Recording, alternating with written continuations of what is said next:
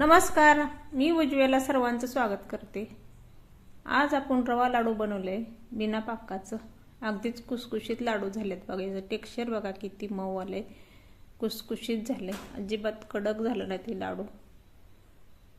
अगदीच करायला सोपं आहे। तर लाडू बघा किती गोल आले, तर किती खूप सुंदर दिसायला पण आहे। तर अगदी करायला सोपं आहे। चला करूया सुरुवात।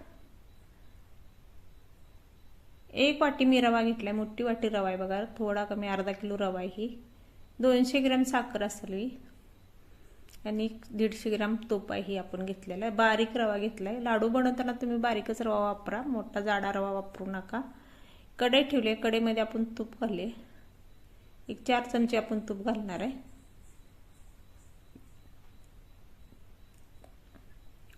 तूप गरम झालं का रवा घालूया।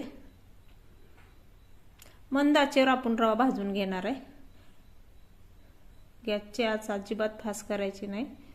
जेवढं सुलू रवा भाजचाल तेवढंच छान रवा भाजतोय आपला। फास्ट भाजल्या म्हणजे करपून जातोय, रवा बारीक असतोय।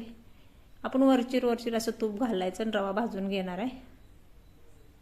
खमंग असा रवा भाजून घ्यायचा आपल्याला। रव्याचा कलर पण जास्त बदलू द्यायचा नाही, एकसारखं हलवत राहायचं तळापासून। एकसारखं तुम्ही हलवत राहा बघा, अजिबात तुम्ही कढई सोडून बाहेर कुठं जाऊ नका, नाहीतर लगेच रवा बारीक असल्यामुळे आपल्या कढईला चिटकतोय। अशा पद्धतीने आपण एकसारखं हलवून घेणार आहे आणि थोडं थोडं करून असं तूप आपण वापरणार आहे। हे सगळं तूप आपण वापरणार आहे बघा। आता थोडासा रव्याचा कलर बदलायला लागलाय। खमंग असा रवा भाजून घ्यायचा। जेवढा खमंग रवा भाजतात तेवढे लाडू छान लागते, ते पेड्यासारखं। आणि हाताने बघायचं बघा, हाताला आपल्या कुरकुरीत असं लागलं ना रवा, आपला रवा भाजला आणि सुगंध सुटतोय रवा भाजताना सगळ्या घरात, तुपाचा आणि रव्याचा। अशा पद्धतीने रवा भाजून घ्यायचा आपण। एकसारखं हलवून घ्यायचं आणि मधून अजून तूप सोडायचं। आता आपण 1 चमचा वेलची पावडर घाले। वेलची पावडर घातल्यामुळे आपल्या लाडूला जास्त टेस्ट येते। आता आपण ती साखर घाले। मिक्सरवर मी बारीक करून साखर घेतलेली। आजचा पदार्थ आपला तिसरा पदार्थ आहे बघा दिवाळीचा। आपण प्रथम पहिल्यांदा तिखट शंकरपाळी बनवली, नंतर गोड शंकरपाळी बनवली, आज आपण लाडू बनवतोय। साखर घातल्या, गॅस बंद करून घेतलाय मी। मिक्स करून घ्यायची साखर आणि आपण एक ताट झाकून ठेवणार आहे। अगदी 10-15 मिनिटं झाकून ठेवायचं। साखरेला कसा वल्लावपणा येतो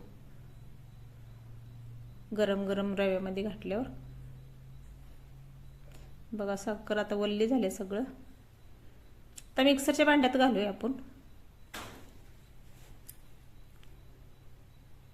एकजीव करून घेऊया आपण रव्याचा, साखरेचा आणि वेलची पावडर घातलेले।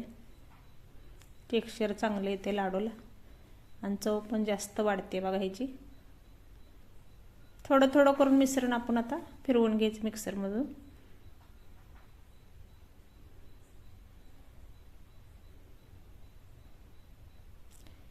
तर अशा पद्धतीने मी आता फिरवून घेतले बघा। काढून घेऊया आपण। तर सर्व अशाच पद्धतीने मी बारीक करून घेते, म्हणजे एकजीव करून घ्यायचं आपल्याला।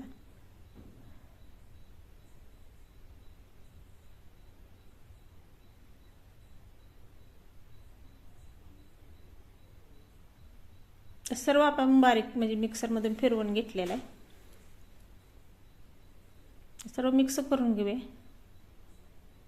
आता हाय तेवढं सगळं आपण वाटीतलं तूप घालणार आहे, थोडं थोडं करून लाडू बांधायला येते। तर तुम्हाला जास्त तूप वापरायला नसलं तर तुम्ही थोडंसं दुधाचा पण वापर करू शकताय। दूध घातल्यानंतर थोडंसं लाडू लवकर संपवावं लागतं, नंतर पाण्याला उकळी आणून थोडंसं पाणी पण वापरू शकताय। सगळं तूप आपण आता ह्या लाडूमध्ये घालायचं आहे।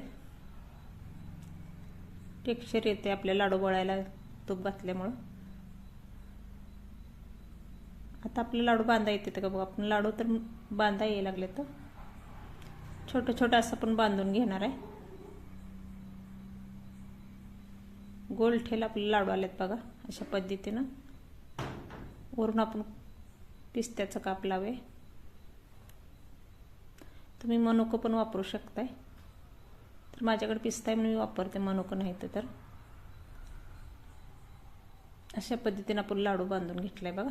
त्याच पद्धतीने मी दुसरा पण दाखवते तुम्हाला. अगदी सहज कुणी सहज बनवेल असे लाडू आहे. तर रव्याचा लाडू बिना पाकाचं. पाक पुढं गेला, जास्त झाला, कडक झालं, टेन्शन नाही, असं बांधलं तर छान लाडू येतात. तुम्ही पण नक्की दिवाळीला करून बघा अशा पद्धतीनं लाडू.